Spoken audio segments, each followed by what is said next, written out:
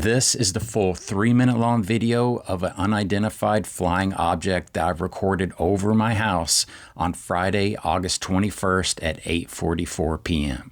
I live in Tennessee. I'm not near any nuke plants. I'm not near any large bodies of water.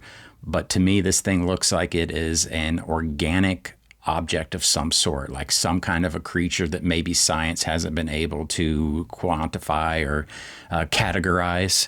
But what happened was I was laying on my back porch on a bench that I have because my wife was sick, so I didn't have anything better to do on a Friday night than hang out. My daughters were out of the house going to play tennis with their friends, so I was home alone with nothing to do. I grabbed my night vision monocular, went out in the backyard and started sky watching like I do sometimes.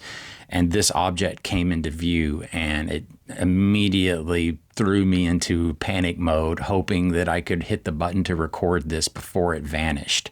And I was fortunate enough that it stayed for 3 full minutes. It traveled from the basically straight overhead. It started a trajectory towards the northeast, hovered there for a little bit, reversed course, and then started traveling back towards the south. As it basically got directly overhead once again, it then navigated to the west and eventually made it to where it disappeared over a tree that I have in my backyard.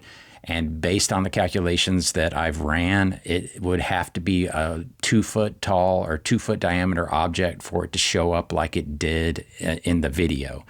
It does all kinds of stuff that I can't explain. I'm hoping someone can give me an explanation.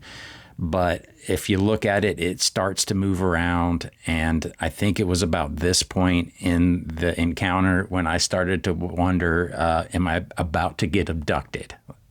Reasonable thought process to scroll through your head, I feel like, when something like this happens. And nothing is like this has ever happened to me before. I've never seen anything like this. I've never claimed it. 47 years old.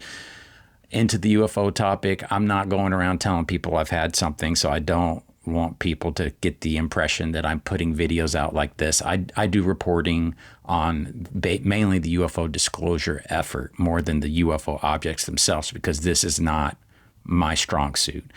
But as you watch this thing move around, the light glistening off of it sure does remind me of cuttlefish mimicry, where they will just strobe their bodies, or Humboldt squids will do it as well.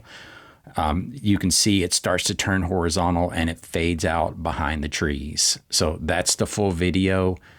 That was my one and only UFO encounter that I've captured on film, that I've ever had, I'll say.